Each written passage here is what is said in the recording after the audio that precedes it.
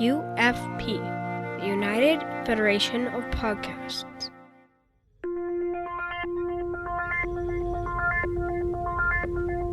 Engage. 78 years have passed since the days of the original USS Enterprise. Now a new Galaxy starship has been designed.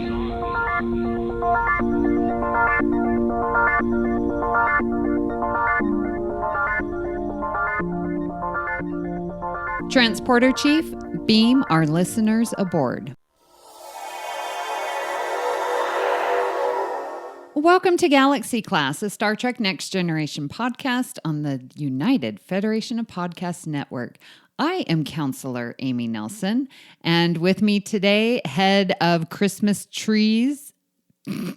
Cheese. And here with me today, head of Christmas cheese, Joe Keegan. Hello there, Joe. Hi, Amy. How are you? All right. So are you going to become a cheesemonger? Are you this expert? Do you know what? Every week I have to think about something new, a new role for me on this Galaxy class starship that we all live on. And yesterday I bought my Christmas cheese. Now, not supermarket cheese, not the normal cheddar that you'd have toast and cheese with or anything generic. I went to a specialist cheesemonger in Glasgow called IG Mellis, and I asked for some cheese and they gave me like 5 different cheeses. There's a soft cheese, a hard cheese, a blue cheese, there's a goat's cheese, and there's something else, and I can't remember what it was. But they let me taste them all and they were so delicious. I was like, oh, just and so what else are you going to serve? Is it a cracker, bread? I think just crackers, yeah, crackers. I've got some quince jelly, and I also bought some red onion chutney and something else today. Yeah, something else. Just sounds wonderful. Tasty. Cheese at Christmas and cheese just really go together. Yes, just lying about on the sofa watching movies and eating far too much cheese. Do you watch Christmas movies, Hallmark Christmas things? No, Hallmark Christmas movies are just really terrible. Yeah, as far as what I've heard, and they're all like the same carbon copy from what I've been told. Yeah, they're all kind of just like kind of white people with blonde hair, like stereotypical Americans. I know it's really bad to say, but yeah, they're all. Well, you get your that version, but is there some black diversity now? Oh, yeah. But then if it's, then everyone's black or everyone's white. There's no mixing. Okay, yes. I maybe have problems with that as well. No, but I really want to see Jingle Jangle. It's a new Netflix movie. It's Christmas themed. It's a musical as well. But it looks, fun. It looks quite good. I might watch that this evening. Yeah. Did you know that Rekha Sharma is in a Christmas movie this year? It just was released. Did you tell me this? I think you told me this. I think I spoke about it on All Good Things. But I would recommend it. It's on Amazon Prime, and it's Cookies for Christmas, I think is the title that I searched about it. Yeah. I will add that to the list. Yes. It's very interesting to see Rekha as... Yeah, we have talked about this. Romantic. Yeah. Okay. Yeah. Okay. We talked about this last week. It was here. Seriously, we're getting far too old. We can't remember my gosh, you guys. Anything. It's so bad. Like really bad. Well, hey, you know what? We will continue that because listeners, we have a follow-up to us getting old and forgetting things. But before we go to that, let's check the communication array to see if we have any comments from our listeners. Logs accessed. Where's the communication array, Amy? I can't remember where it is. Let me get on my spectacles and find it. Where did I put my Zimmer frame? We have some feedback on Galaxy Class 68, which was our Mark Ralston interview, which dropped on Friday, which was yesterday. And our friend Greg Molumby commented, almost done with the episode, and I have to say this is one of the best episodes of Galaxy Class you all have ever done. This is an amazing interview, and the subjects covered are so well-rounded and interesting. I used to enjoy wine a whole lot more than I do now. This was several years ago, but my brother is a wine connoisseur, and just hearing you talk about the process was really cool. Also, I didn't know about making hard liquor. I would love to meet Ralston just to get the recipe again to his grappa and a few whiskies. I also enjoyed him commenting on the industry and the no room for the smaller art.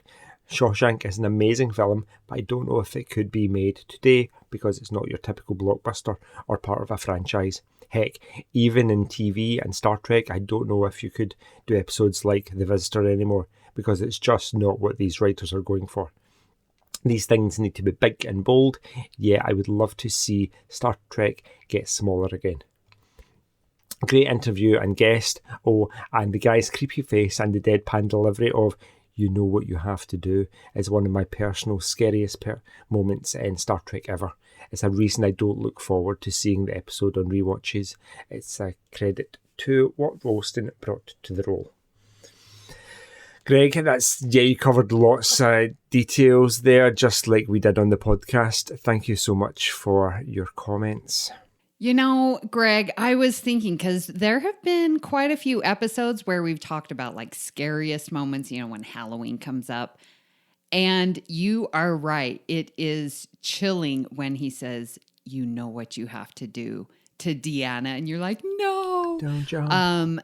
That's definitely a scary scene. So I'm glad to remember that again. Yeah, it's definitely creepy. The whole thing's got a general creepiness to it, doesn't it? Mm-hmm. Mm-hmm.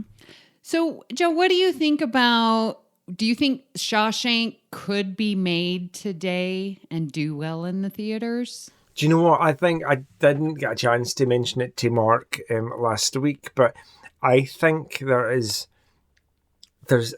definitely a place for your big Hollywood blockbusters.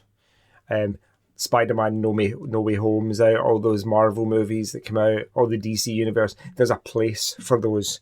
But there's also a place for smaller independent cinema. I remember a couple of years back, Ewan and I took out cinema cards. Now you pay your monthly subscription and you could literally go as much as you want. So there was a time for maybe about 18 months where we literally saw everything that was out at the movies, regardless of whether or not we would normally go and see that type of movie. Things that, the one that really stands out is Manchester by the Sea. Oh, yeah, that was good. Which, who's the guy in it? Thingy's brother, Casey Affleck, isn't it? Oh, yeah. How did that? We can't remember what we've podcasted about, but I brought Casey Affleck out of the depths of my brain. Yeah, and I don't really sticks with me because throughout the entire movie, it's just super slow and you don't really know what's going on. And then at the very end, you get the point. You go, oh, okay, yeah, I get why he's like that throughout the whole movie. It was so boring, in inverted commas, that so many people left the theatre while it was on. They didn't wait till the end. Loads of points like that are beautifully made movies. And it was worth it to give them the chance because they stand really well alongside all your big blockbusters. I agree. And I almost am wondering if those smaller movies actually will have a chance to shine on originals like Netflix originals or Apple TV originals. Mm-hmm. I just watched the Swan Song on Apple TV. Yeah. Okay. Oh my gosh. Very slower pace. But the concept and the acting and the characters are so intense and wonderful. And I'm like, yeah, would this have done well in a theater? I can't say that it would because it is just a little slower and you're used to going to the theater to these big things. So I'm wondering maybe with these streaming services that we are going to get back to some of these smaller movies being able to be made and get out to the population. Yeah, definitely. No, you don't really need a huge big budget to make a really good movie nowadays. It can just be character driven. As long as you've got a solid story, you could film a movie on your iPhone and win an Oscar for it if it's Oscar worthy, so. Well, that was absolutely true. At STLV in August, I was listening to, and I covered it in our show, but one of the guys, I'm so sorry, David Livingston, thank you, was saying, when he gets hired to go do things and it's just a small event, all he uses is his cell phone. He's like, this Apple phone is what I use for my work. I'm like, wow, that's pretty awesome. I miss, sorry, just coming back to movies, I miss going to the movies. Yeah. Because I don't know what it's like in Las Vegas currently, but we are heading very quickly into lockdown. Not confirmed, but Again? we're heading that way. Given the number of Omicron COVID cases are going through the roof, so we're only allowed to have 3 households round at Christmas. You know, the last movie I saw was Eternals, and that was right before Thanksgiving break, but our school rented out the whole theater. Nice. So, yeah, so we could go, and it was just the people that, you know, we work with. Okay. So that was the last time I I went think to that the may theater. be the same for us, Eternals. Yeah. Mm-hmm. Cool. This is the captain. Senior officers will report to my ready room immediately. Well, let's get to today's topic. Oh, boy, listeners. Yes, this has been in the washing machine for a while now, hasn't it? Oh, my On spin goodness. dry. So, yes, listeners, some of you have come with us since our Earl Grey days over on the other network, Trek FM. And we started a series of deleted scenes.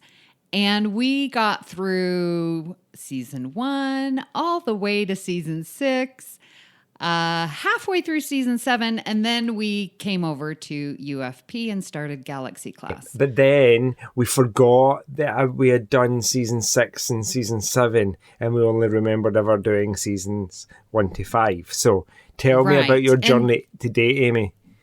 Absolutely. So I was like, yeah, we need to finish this as a completist of TNG. Yes. I will just say that. We wanted to finish watching these deleted scenes and, of course, sharing our fun with you. So I go through and I do all of the notes for season 6. And I'm started watching season 6. And then Joe lovely messages me and was like, we've done...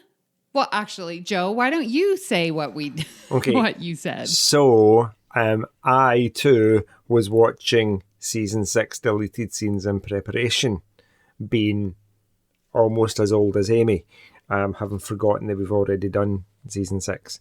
And then I've thought, these are really familiar, these deleted scenes. I know I have seen them before, but have I seen them for podcasting purposes? And then Ewan turns around to me to say, yeah, you've done season 6 before on the 28th of April 2020 as part of Earl Grey episode 322. And I was like, oh, okay, change of plan. Do we still do season 6? Haven't already done it? 18 months has elapsed, so no, that is not the plan. So Amy, what did you do next? So I'm like, all right. I guess I will just trash everything. I just cut and deleted it and started fresh with season 7. And I'm going through. Thank goodness for Trek Core. They have beautiful summaries. And so I'm going through, copying and pasting and getting our notes ready. And I'm like, these really look familiar. I think that but then, I'm just old and maybe we just covered it, with an interview. That's really what I was thinking. And so then Joe's text me again. We've already done part 1 of season 7. Yeah. But I'd already started watching season 7 as well. Then I thought, repeat, these are really familiar. But are they familiar because I've already seen them or because I prepared them for a podcast? And then I checked because Ewan had already left by this point. Yes, we had done them in July 2020, episode 329 of Earl Grey. So we only got up to and including Inheritance. So it's from Inheritance onwards, or from the episode after Inheritance onwards, that we're going to talk about today. Yes. So we are going to pick up, listeners, and we've mentioned those Earl Grey episodes if you want to go listen to them. But we are going to start with season 7, episode 11, Parallels, which is just one of my all-time favorites. It's like top 1, 2, 3. Those alternate. It just depends on the mood. But Parallels is whenever anyone asks, what should I watch? I'm like, you need to watch Parallels. It's such a fun episode. So, listeners, these come from our DVD Blu-ray set. And so let's start with Parallels. And we have the senior staff is discussing implications of this quantum reality theories. And as Data gives some examples of how things could be different, Worf has been shifting through, Beverly tries to wrap her head around it and sort of is questioning. So there's infinite number of realities. There's all these different Dr. Crushers. Picard could be standing. Maybe there is no Crusher. So what do we think about this deleted scene, Joe? I really enjoy this deleted scene. I love the discussion of parallel universes, although I'm not sure, having not seen the episode in a while, if we get that elsewhere. Data explaining like parallel universes and kind of that idea that there's infinite Amy's and infinite Joes doing infinite podcasts about all deleted scenes across all of TNG. Do you know what? I'm not sure. I know parallel universes were a relatively new concept back when the episode aired in 1993. However, I reckon, ask any high school student what a parallel universe is, and if they've got a vaguely scientific brain, they're going to be able to explain something about it. So I reckon Dr. Beverly would already know something about parallel universes. Possibly. Very good point. Yeah, that is a really good point.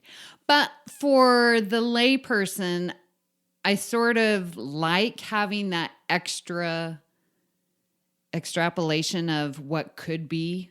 So I would keep it. I would keep it too. I like it. And because the concept was new at the time, they had to imply that it was kind of new to everybody, including the crew of the Enterprise. So, and we always need more Crusher. So, we always need more TNG. Well, yeah, should reboot that's it. True. With the original cast, de-aged. So we're both keeping our Parallels deleted scene. Yes. Cool. Excellent. Next episode we're going to talk about is season 7, episode 14. Groan, audible groan, Sub Rosa. There are 2 deleted scenes in this. Yeah? Yeah. Yeah, there are. Yeah. Yeah. So there is. Oh, there's 3. Oh, there are 3. Do you know what? Yes. Oh, there are 3. It pained me to watch them. Okay. Really? Yeah. So we've got scene, the first one, Beverly eulogizes her beloved deceased grandmother. At Felissa Howard's funeral, Beverly talks about her memories of her grandmother's cooking and that she was writing a handbook when she passed away. She then proceeds to read out loud Felissa's entire gingerbread recipe, which includes descriptions like a happy oven and a welcoming pan. Or is it not the welcoming arms of a pan or something? Yes. So, yeah. Did you notice anything about that recipe, Amy? Well, I was wondering if I should write it down and if I'd be able to follow the recipe and actually make...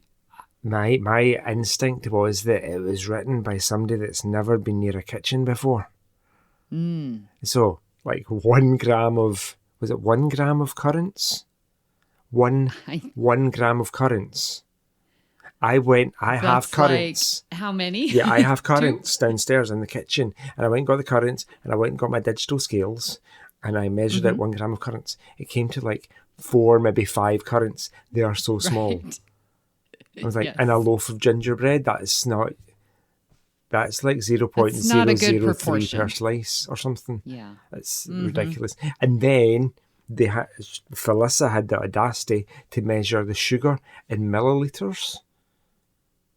Ew. Which is a bit, normally it would be, if it's a solid, powder, yes, it would be in grams or ounces, but if you're American, you do it in cups because you don't like to be precise about things. So yeah, was it 100 millilitres of sugar? Millilitres are usually reserved for, I know it's a unit of volume, so you could apply it to solids, but millilitres are for liquids, generally speaking. Just Agreed. Annoyed me. I totally did not catch up on that. So good catch on that. But I think that this was such a nice eulogy. I really wish it would have been in, because we're getting that character development and the backstory of Beverly and her relationship with her grandmother. I mean, who doesn't want to go down memory lane with telling grandma stories? Like, as she was telling it, I was having visions of me and my grandmother's relationship. So I really liked this deleted scene, and I think it needs to stay. Yes, I agree. It has to stay. We have to fix the recipe first, because that, my brain being a kind of foodie type person, my brain honed in on the details, and I was like, what the hell? So it took me away from the sentiments of the eulogy. Because you were paying attention to the recipe. Yes, exactly. I would love that recipe book. The Felissa Howard recipe book. I imagine it's less about the recipes and more about the kind of the emotion and the feeling you get from cooking it and the memories that it invokes. Yes, and in the eulogy, Crusher was saying, like, part of her giving a prescription or, a healing was her words of advice. So it was like, again, going to what Beverly had mentioned previously, that her grandmother was a holistic healer. And so not just healing the physical body, but also the mental and the stress and the emotional. Absolutely. Interesting aside, my mum a couple of years ago gave me an original handwritten little piece of paper with my nana's recipe. Like, in now that really shaky old lady writing. Yes. Yeah. She wasn't an old lady when she wrote it. She just had shaky handwriting. And it's our original recipe for clouty dumpling. I don't even know how to describe clouty dumpling. It's like a really dense, kind of, not cake, not sponge, but like a dumpling. So it's flour and sugar, and it's really dense, and it's packed with fruit. And then you put it in a clout. But if you didn't have a clout, you could just use an old cotton pillowcase. So you'd put the dough in there, and then you'd boil it. Yeah, until it cooked. And it's really delicious. It's spicy. It's got like allspice and cinnamon and all those kind of Christmassy flavours in it. It's an old traditional Scottish recipe. And I still have this. I've laminated it just because it's really special. So, lovely. Very good.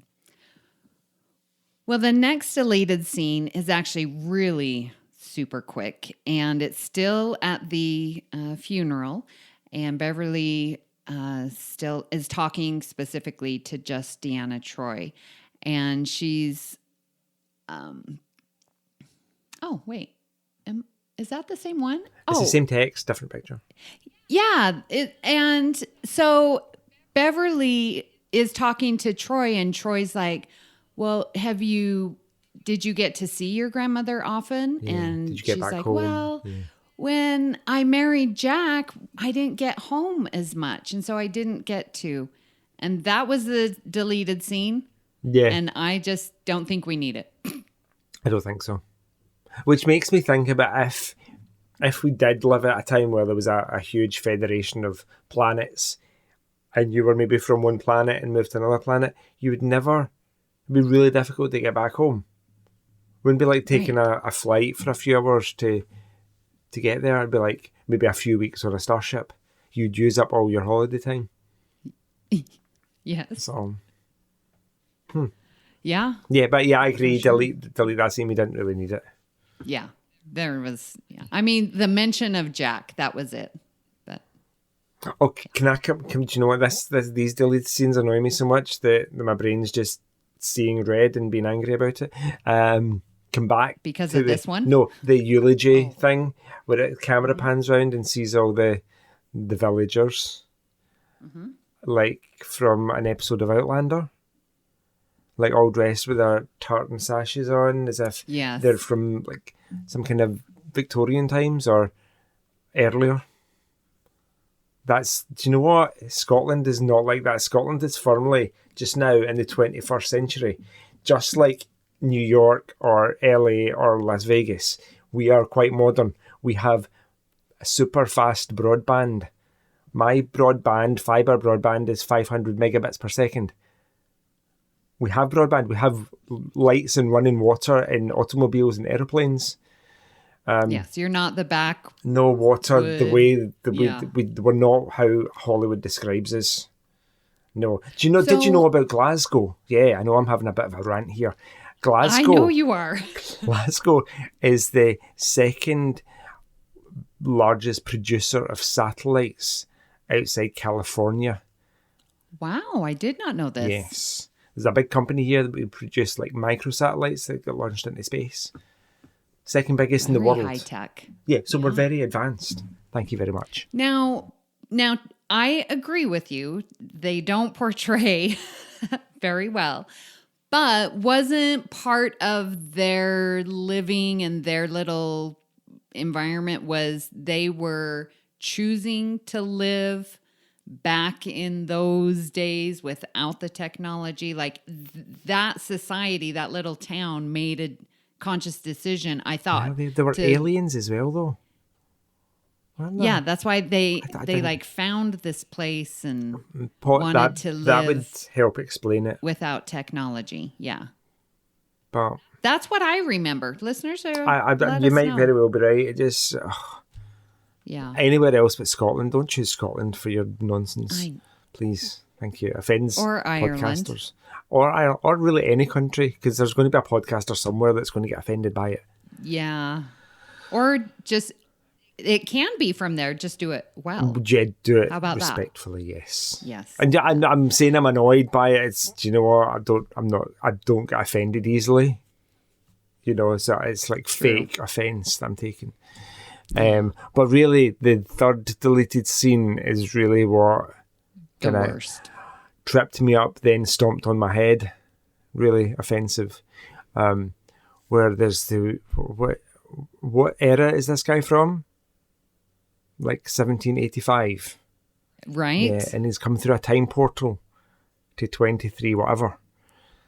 And what is it he says? He says that he's from the real Kilmarnock, the one on Earth. And that he's seen stuff on the moors of Kilmarnock that can't be explained by tricorders or fancy starships. Or words to that effect. Yeah. Like, Kilmarnock has no moors. There are moors kind of relatively close by, the Fenwick Moors. There's a really large wind turbine installation. But yeah, do you know what?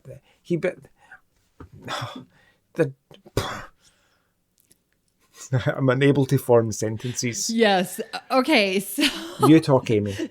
So he's the groundskeeper and is warning Beverly about, there's some weird, creepy stuff going on. And it happened to your grandmother and it could happen to you. So you need to beware. And Beverly just sort of, I don't know what he's talking about, and just sort of sloughs him off. I don't think that we need it. I think it just continues the offensiveness in the way that he's speaking and the way that he's like trying to convey. I mean, in part, it's what he's trying to convey is really stupid. So yeah, because he was born on Earth. Like, say, the guy, I'm looking at his picture, he looks maybe 60 something, maybe, yeah, the actor. Yeah. So he was born, 2320 in Scotland. So, yeah, he's not going to see weird, unexplained phenomena on the moors near Kilmarnock. No way, Jose. Yeah, not buying it at all. No, Ned Quint, you're getting deleted. Yeah, so out of those 3 deleted scenes, we're going to keep one of them. Yes, so they did right to cut 2. We're keeping the rest, babe, just because it's a lovely sentiment, and the other 2 are not needed. No, not at all. All right. Well, let's move on to episode 16, Thine Own Self. And this is the one where Data gets confused. And I absolutely loved this deleted scene. So we have the young daughter, Gia, is explaining to Data his name. Because remember, she was like, let's call him Jaden. Do you like that, Data? And he's like, yeah, that will be sufficient.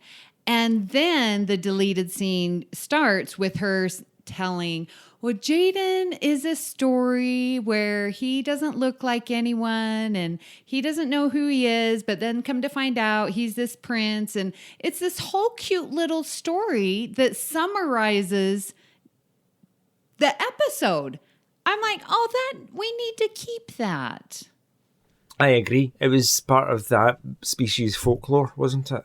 Gave us a bit of more of an insight as to who they were. And the fact that they have little stories, fairy tales and things like this. And Jaden was a handsome nobleman. And he was put under the spell of a demon. Kind of like what happens to Data. He's a handsome Starfleet officer and his circuits aren't working. Which is a bit like being put under the spell of the demon, which is the radioactive element in this case. And he looks different from everyone else. And yeah, it definitely builds their universe and makes their world more real because of that history that she shares with that folklore story. Yeah, so apparently on Trek Core, they'd commented that the scene was deleted because that juxtaposition of that folklore with the theme of the episode was just too close. It was too obvious in your face, which I get. But it was a nice wee story, so. Yeah. Amy and I say keep it in. So this is another weird episode, episode 17, Masks. The first episode is scene 8, where Geordi and Riker and Worf are having a drink in 10 Forward, and nothing quite tastes right. Worf likes the blue drink that Riker does not like, thinks it's disgusting. And then, what I really like about it, Geordi gets his tricorder out and analyses it, and he's finding bioorganic molecules in it, and like kind of something cellular something going on, and then says it seems a bit like blood. And I'm like, oh my goodness, why didn't they keep that in? That's amazing. Just as Riker is drinking, you see that. It's like the timing is great. And I almost spit out for Riker. It was gross. And I'm like, blood? Mm-hmm. Ew. Yeah, so keep it in. I would delete the rest of the episode and keep that scene. See if Masks was just that scene, I would like be all over it. I love it. And then we get the typical Worf response. Well, I like it. Yes. I'm like, okay, well, blood wine. Okay, I can see that working. And with Worf's prune juice, just your typical Worf. Yep. Being a different species, they're going to like things that we don't necessarily. And it's always so interesting, the drinks that were brought over, so brightly colored. I mean, I'm relatively new to drinking. I don't see bright drinks like this being delivered at a normal bar.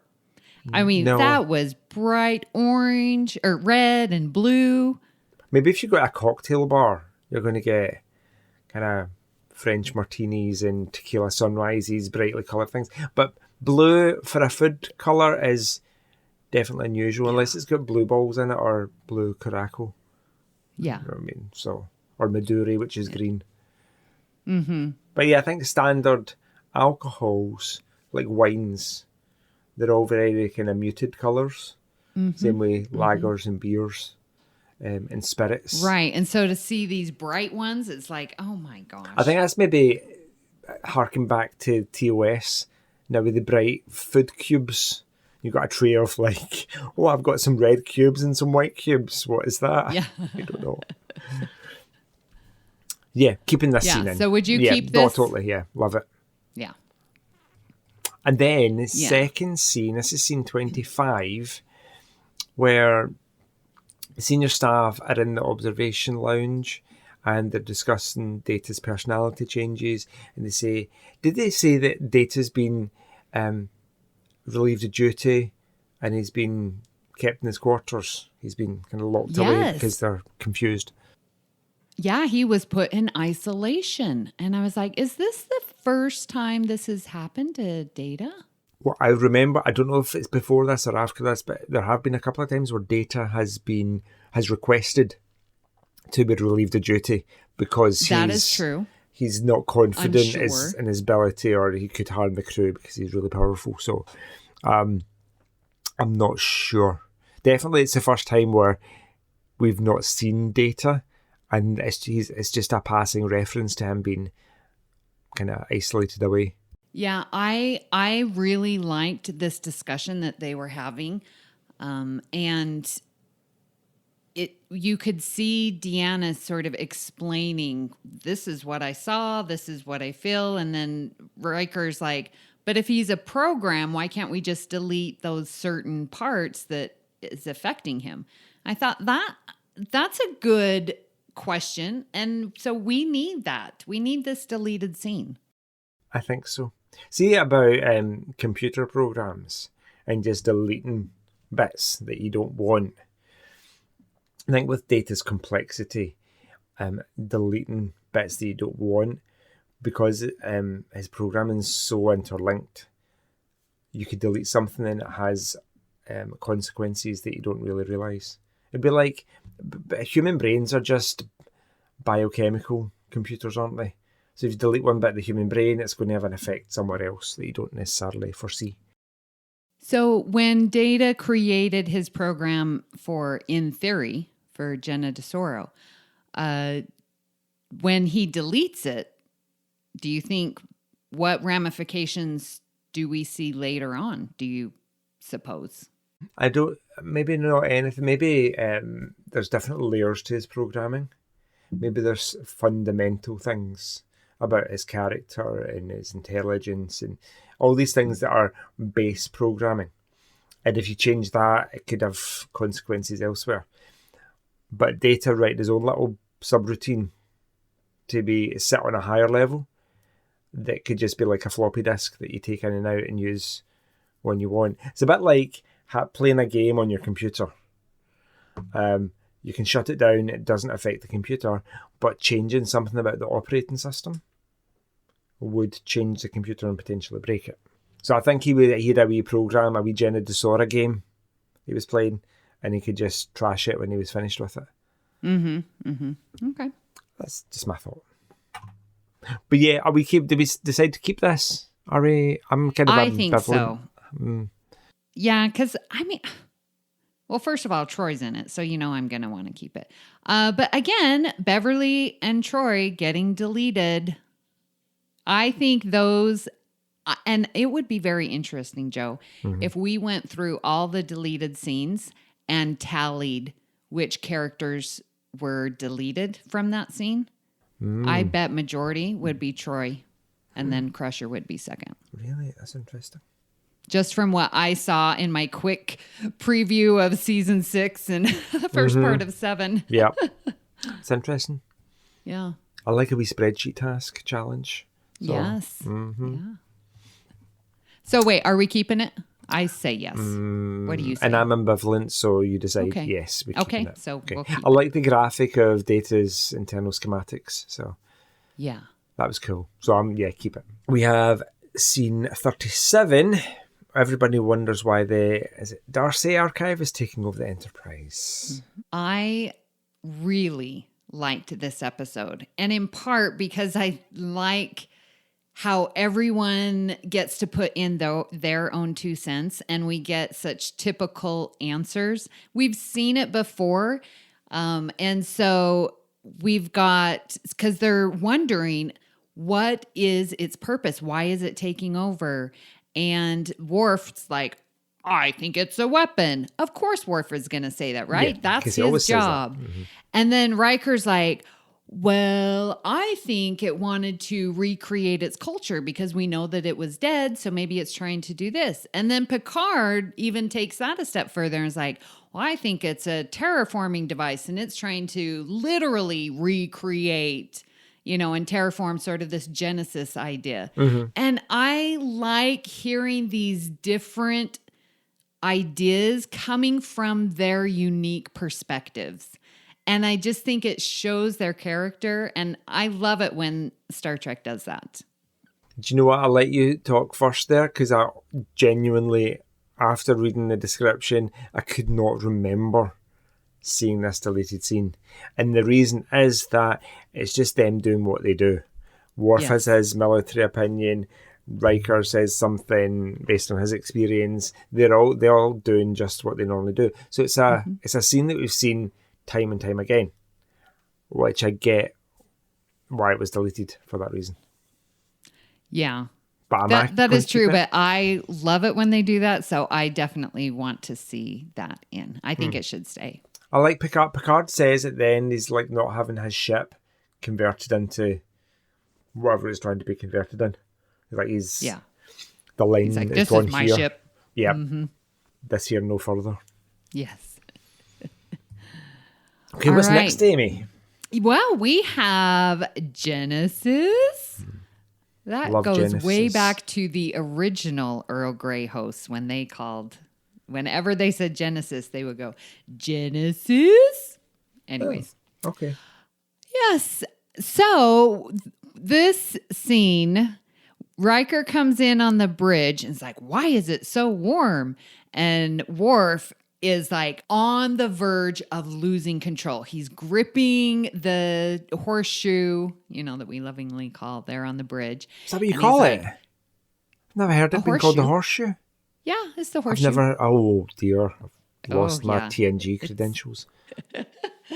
And Worf is like, Troy turned up the heat and she won't let us turn it down. Well, where is she? She's in command. It's her shift. She went to take a bath. And so he's like, I need to be excused. I'm not feeling well. And that's the scene. I think I covered it. You did it well. I thought I was watching it again. Yeah. You channeled Worf really, really good there.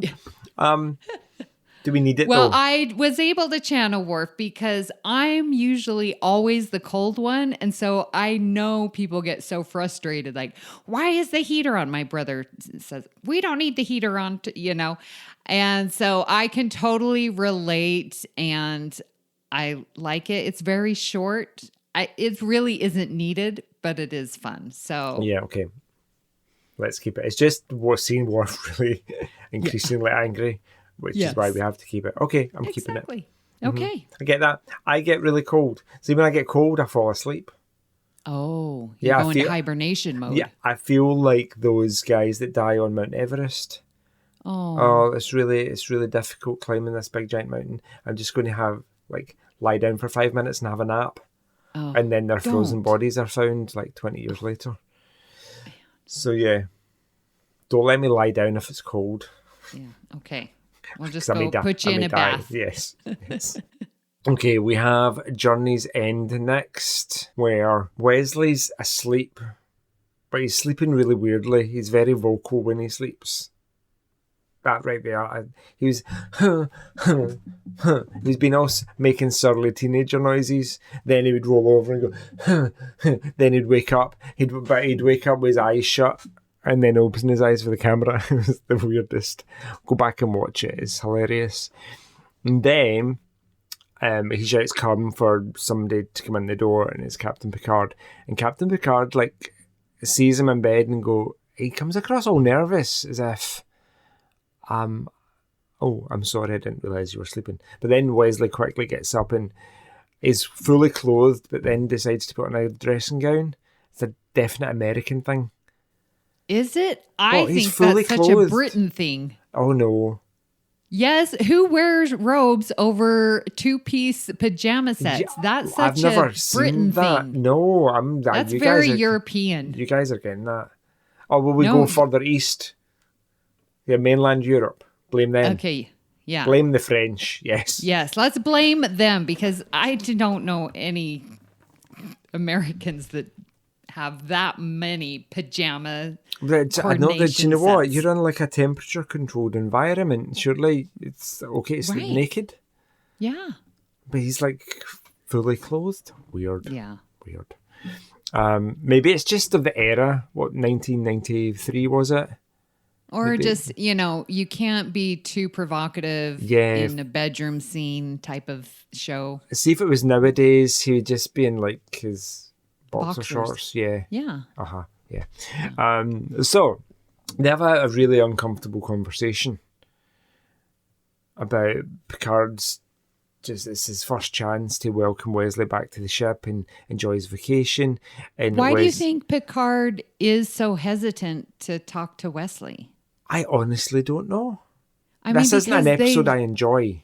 Yeah, that's true. It's not a favorite. Yeah, because when you said like Picard comes in and he's nervous, and it's like, why? He made the choice to come and welcome Wesley.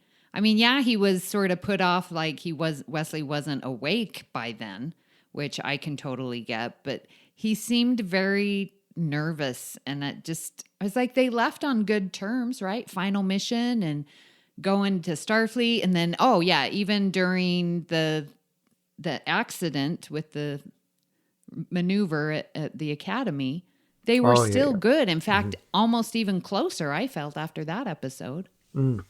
I don't really get it. But we don't really see Wesley. I don't know. He doesn't really do much in this scene. It's more Picard. Mm-hmm. I'm glad it's been deleted, and I want it to stay deleted, because we don't see Wesley becomes increasingly aggressive throughout the episode, and he's just really disrespectful to the people that he's grown up with, essentially, for years and worked with. Do you think, as a teacher, seeing this is very similar to when we see our own students who are at the beginning of going down a dark path? Can we just say for the record, listeners, that Amy and I don't visit our students in their bedrooms? No, we do not. No, this does not happen. But I take your point. Do you know what? I think teaching physics, I'm kind of lucky to have students.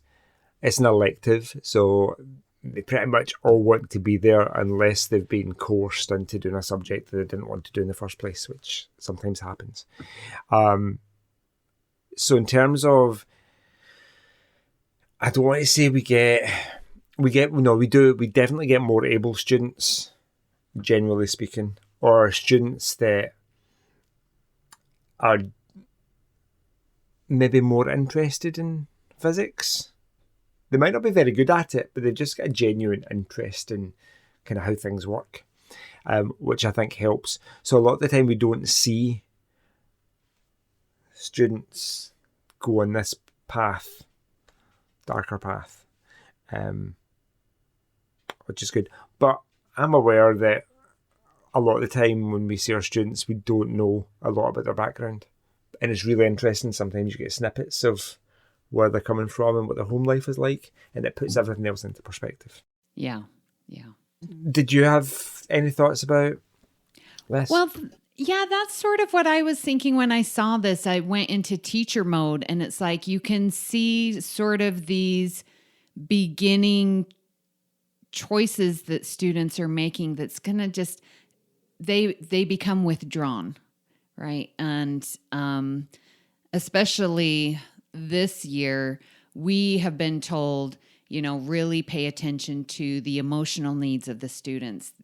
We did have suicides last year because of COVID and, the quarantine and how difficult that was. And so when we started school in August, our counselors were like, seriously, watch for these signs. And that's sort of what I felt like, just because it's been prevalent, this year. Okay. More so. I get it, yeah. I think given the school that I work in the area that the school's in, I think you're always kind of aware, because I've been working there since 2011, so it's been 10 years. You're always aware to watch out for things that might not be normal for students. Even students that you don't necessarily know, but you might pass them. Like, I make a point every morning, if I pass a student in the corridor, I'll say, good morning.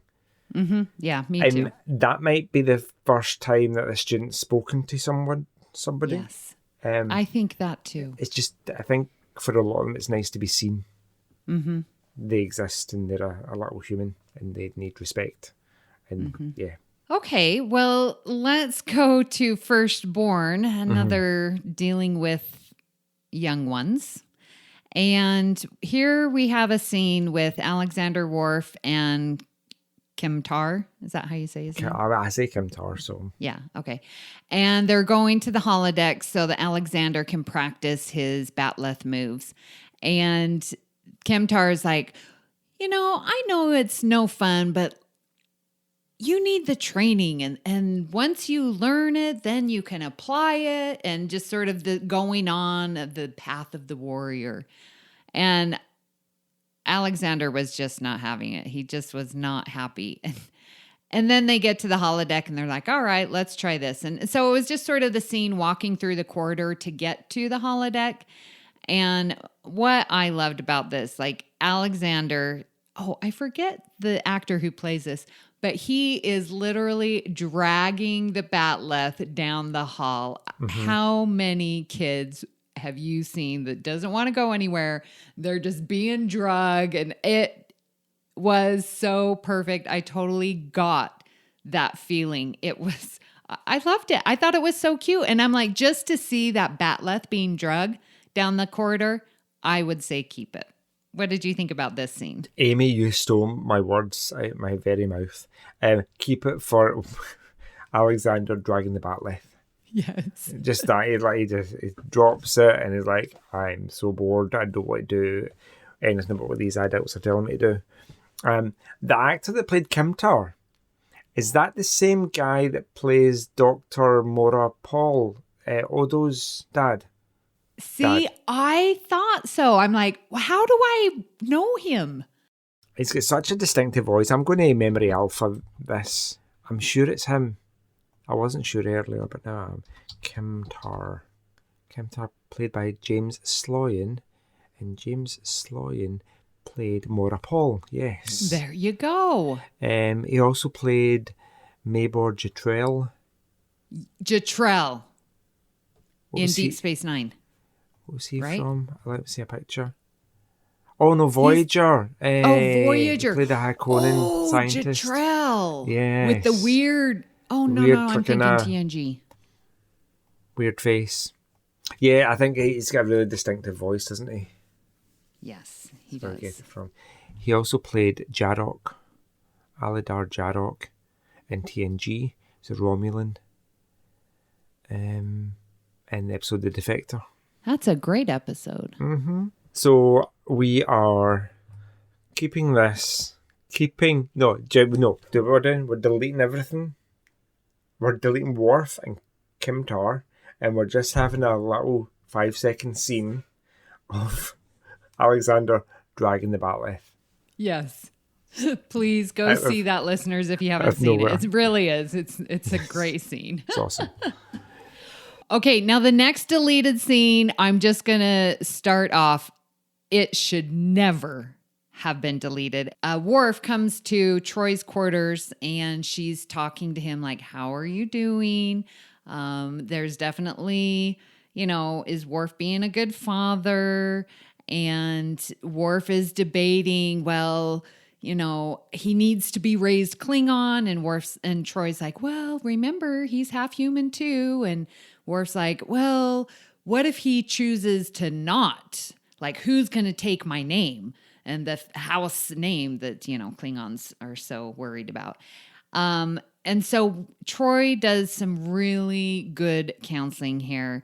And the Trek Corps says, this is much more nuanced discussion showcasing Worf's concern for his son's upbringing than some other times we've seen this kind of talk, and really would have been great to save. Oh, they do like it. Yeah, I think this one needs to be saved. I don't really care.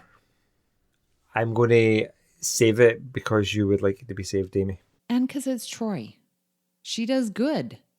Good counseling. Sure.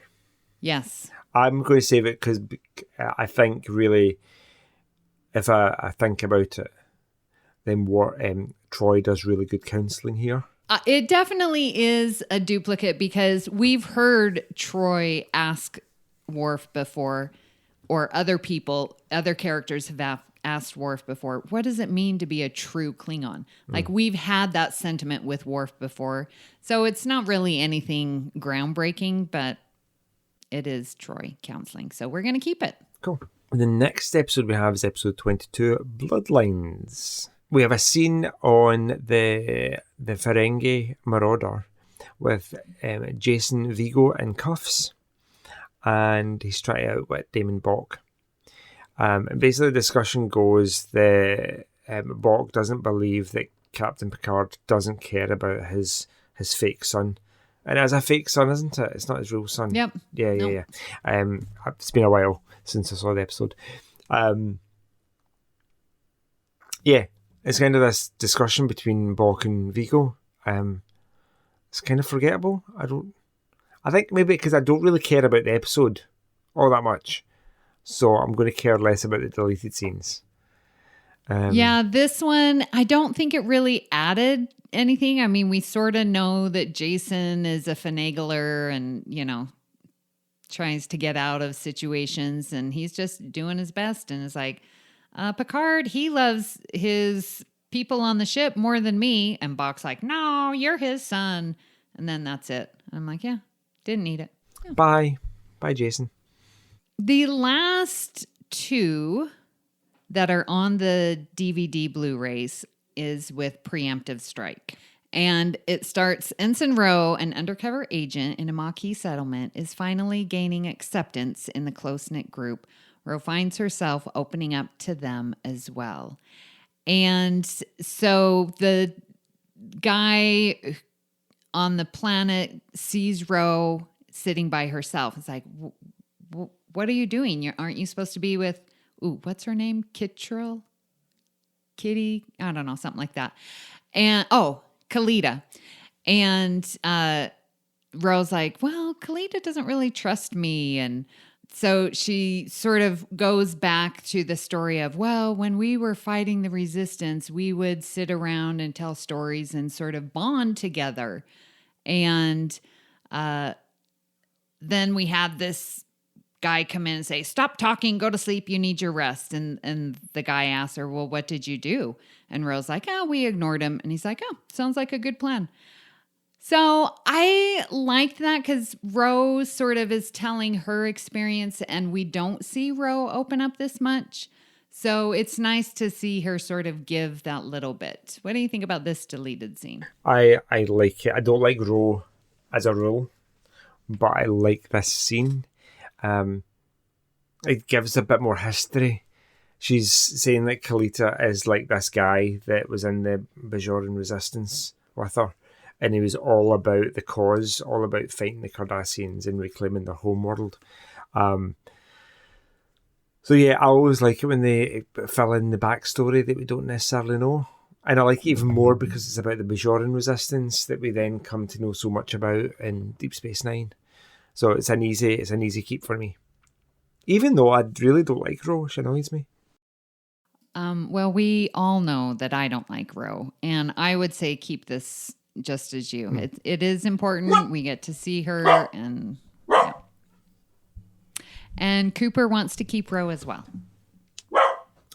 But he also doesn't like Ro. Okay, good. Very good. Yeah, we're good. The second deleted scene from Preemptive Strike, we have Picard and Ro in the conference room, or his... it's the conference room, isn't it? Office. That's the conference room, I think. Ready room. They're standing beside the window. Because there's windows. Yeah. So they're discussing strategy, and as Picard details Starfleet's plans to stop the Maquis, Ro begins to realize that her feelings for the freedom fighters are deeper than she had thought. So what I noticed about this scene was that they stood very close to each other. I'm like, okay, back up. Whoa. I don't know why they needed to have them that close. Maybe for the shot. I don't know. But Ro sort of brings up a point saying, you're going to come at them with all these ships. You know that they're used to fighting against all odds. So you coming with a lot of ships isn't going to, stop them or deter them. And I like that she shares her perspective, but Picard just sort of brushes it off and is like, well, we'll be better, type of thing. And I don't know, do you feel that this scene should be kept? I like it because we see that there's something that switches in Ro. She's on this mission for Starfleet to stop the Maquis, but the more she gets to know about the Maquis, and based on her previous experiences, the more she's seen a similarity between herself and the Maquis. And then Picard just affirms that feeling within her that we're going to stop the Maquis. They're freedom fighters. They've been living wherever they've been living for a long time now, and their lives and their homes are at risk because of some big power that's come to get them. So I totally get that. I kind of always side with freedom fighters. It's an easy. They've gone through some horrific times, and it's easy to see their perspective. So yeah, I'm going to keep this in because we see that Ro realizes that. I think she maybe realizes that she doesn't know what she's going to do. So I want to keep it. And would you also like to keep it, Amy? I will keep it because for you. I want to keep it. Thank you. Yes. Some quid pro quo there, listeners. Yes. So then I went to put in my disc 6 into the DVD to watch the deleted scenes, and I'm like, where's my extras? The entire disc is dedicated to All Good Things, and not one deleted scene on it. Not one deleted scene on the TNG Season 7 Blu-ray set.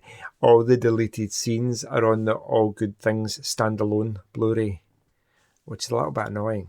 Yeah. It is, listeners. If you remember when we covered, which I did not, covered Season 6 with Chain of Command, all of those deleted scenes are on a special Chain of Command Blu-ray purchase and not on this season. Yeah, and while we're both fans of TNG, there's limits to how much we will kind of buy into CBS's money-grabbing ways. So, yeah, about my Season 7 Disc 6, I took Season 5 Disc 5 out, the Blu-ray player, and went to get Disc 6, and it wasn't there. Where was your disc? Disc 6 was in the Short Treks box, because somebody likes to put a disc in different boxes. Oh. Somebody's not very just organised. Just put it in on the one that was going in. Yeah. Mm-hmm. That's very annoying. Oh, very annoying. So where is your lower decks disc? That's a very good See, question. this just creates a chain of events. Chain where nothing's in the right box. Yeah. Oh my gosh. Do you know what? We're so used to streaming nowadays. We don't have to find the right disc. Right. It was a hassle to come up the stairs, to go to the shelf, to get the box, to go downstairs, to take it out, to plug in the Blu-ray player because we never use it, to then put the disc in, to wait for it to spin up, to then cycle through the million trailers of all the different Star Treks that they have. Yes. Now, can I warn the listeners? Mm-hmm. This happened to me as I was trying to watch, and I put in disc 4. I was in such a hurry that I accidentally hit the down button instead of the button when it says, which language do you want? Oh. So it went to English, but I hit down instead of enter. So it was Espanol. Oh, sí. And I'm reading all this Spanish and I'm like, no, I tried to go back. I couldn't go back. So I'm like, okay, well, I put in disc 5, started that up, chose English, and it's like, okay, put in disc 4. It skipped where I got to choose and was still in Espanol. Oh. So listeners, please, DVDs are just a little too smart, and they said, oh, well, you chose Espanol, so you must want Espanol. No, I do not. It was very wearisome. I had to watch all of disc 5, put in disc 6. I went back and put in disc 4, and then I could choose English again. I forgot you. It's like a goldfish. Yes. Got it. I didn't wait the 30 seconds. That was my problem. That's true. Amy, will we mention the deleted scenes from All Good Things? Please. Okay. So, what we haven't watched are all the deleted scenes from All Good Things, because neither of us have the Blu-ray release of that. And there are about 7 minutes in total of deleted scenes. And there's a minor subplot about a Tyrrellian plague ships that were entirely cut as well. So the first one is described as, in the present day, Data and Geordi speculate on their future selves in engineering while working on the tachyon beam in the present day. No idea what that might have been about, but it sounds... I think it would be interesting to say, well, where do you think we would be? The next deleted scene, extended pieces of the scene in present-day sick bay with Picard and Crusher discussing Geordi's eyes regenerating.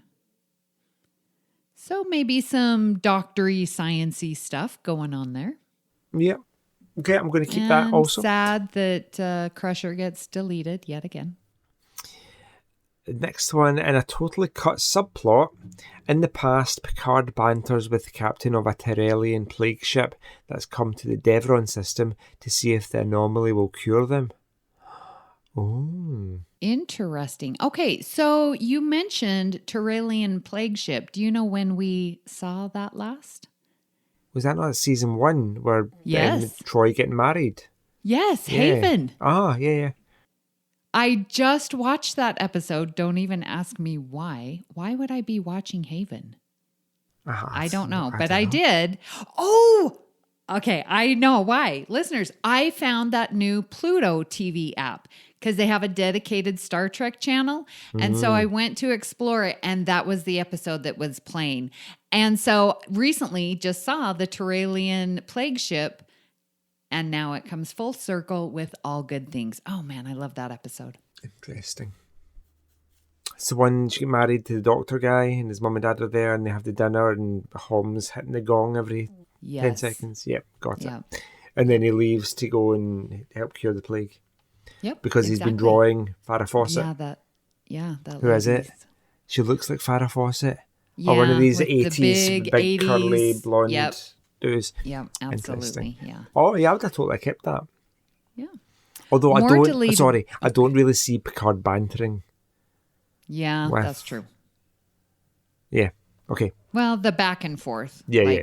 Well, and we saw that in Haven. It's like, you can't go any further. And yeah. Okay. Well, more deleted lines in the past about the Tyrrellian ships and a reference to Dr. Salar. Ooh. Obviously Dr. Salar is the Vulcan doctor. Yeah. Played by Kaylar. Yeah, no, Susie Plaxton. Susie Plaxton, yeah. I knew you'd get it once I gave you that clue. Because, our minds are so on point. And then the last deleted scene is a future scene using an unusual camera angle that looks down from the ceiling at Picard running barefoot through the future Dreadnought-style Enterprise to find Admiral Riker and 10 forward. Okay, I think we see something that we see Picard running barefoot through the Enterprise to find in the Riker. Corridor. Yeah, but we don't see before Worf and Troy kiss. Yeah, we don't see that unusual camera angle. Right. Yeah. Oh, okay. I really want to see these deleted scenes now. Yeah. Listeners, let us know if you have the special All Good Things Blu-ray and have seen those deleted scenes. We'd love to hear that. Or let us know, and you can come on a Zoom call and have it on your TV and just hold your phone up and we can watch them. We've done that before. I wasn't going to admit to that. Oh, I haven't done anything illegal. Amy and Rhea might have. Oh! I'm not throwing myself under the bus. Yeah. It was pretty fun watching it together. Yeah. Pack lid style. Yep. All right. Well, Joe, that wraps up second part of season 7 deleted scenes.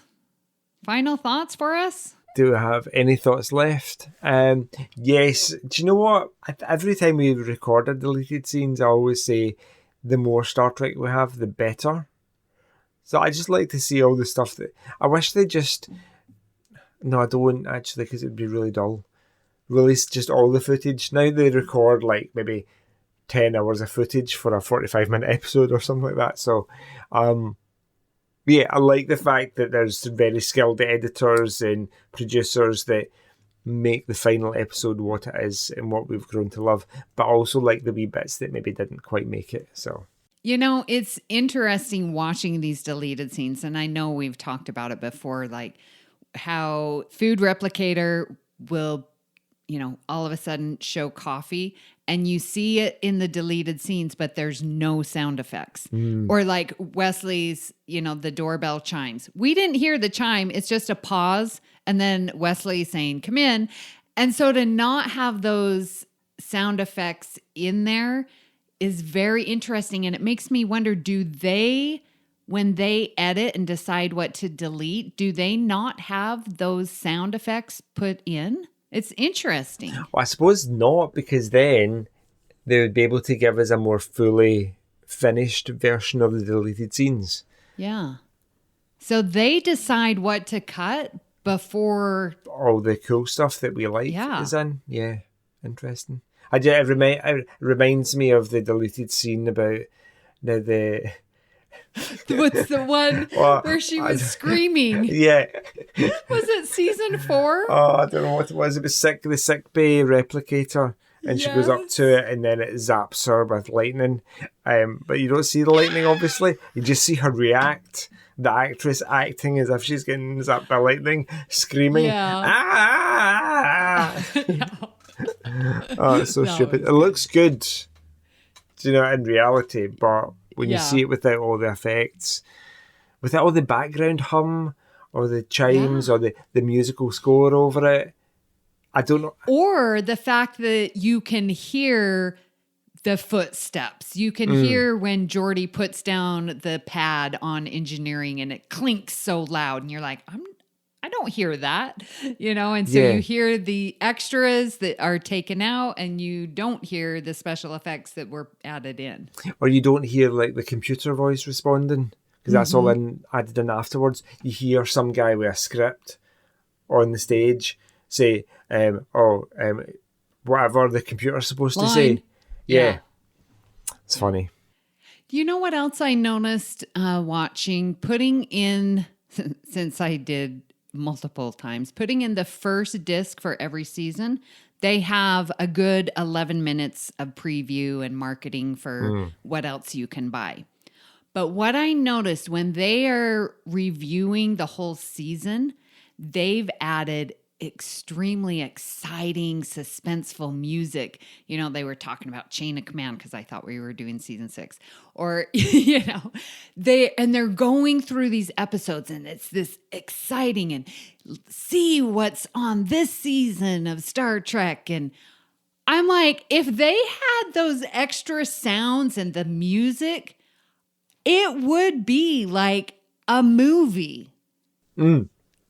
I was really impressed because they were like showing that Chain of Command and see Picard battle and the 4 light scene. I just was like, okay, they're making it sound like this could be a feature film. Yeah. It's purely because they've changed the music, but they also used that guy that does kind of Hollywood trailers. In the most exciting TNG finale ever. Yes, it's that guy. Picard meets his nemesis, and somebody very important dies. Doom, doom, doom. Yeah. His voice does get a little bit tiring after a while, though. Because we know it's not that exciting, although we love it. Yeah, we do love it. Incoming transmission. Well, Well, we'd love to hear your thoughts on today's show and hope you'll join the Facebook group Federation Council Chambers. You're welcome to start conversations with us or add any general Star Trek info you want to share with the group. If you'd like to send us an email, you can email us directly at galaxyclass@ufp.earth and we might read your email on the show. You can also follow us on Twitter at GalaxyClassPod.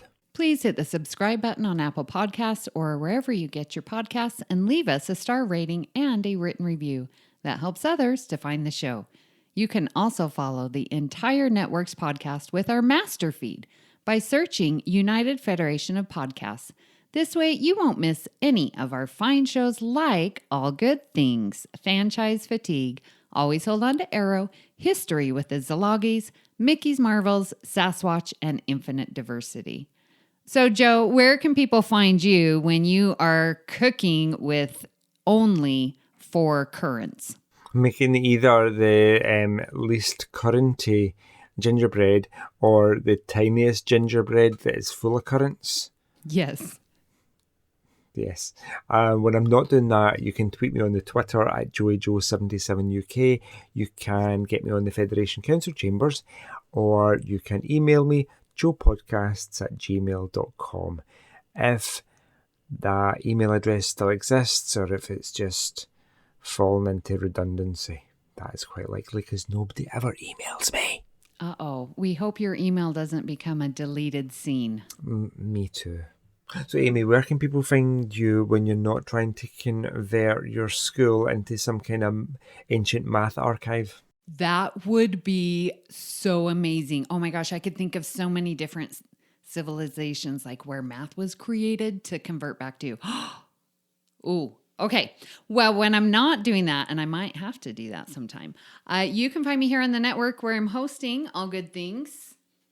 I am also on Union Federation, which talks about the Orville and the new Star Trek. Having fun talking Discovery there. I am on Twitter at Miss Amy Nelson, but my favorite place right there in our Facebook group.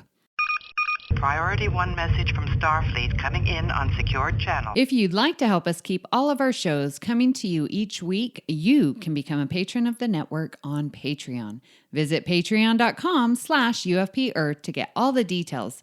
And a huge shout out to Davey Willett for our very own show supporter. Thank you so much. We would like to recognise our executive producers, Brandon Shea Mutala, Ken Tripp, Zach Moore and Tony Robinson. We'd also like to thank Zach Tripp for our opening and closing music and Tony Robinson for our amazing artwork. Thank you for beaming aboard Galaxy Class. And until next time, Masaka is waking. Great joy and gratitude. Engage.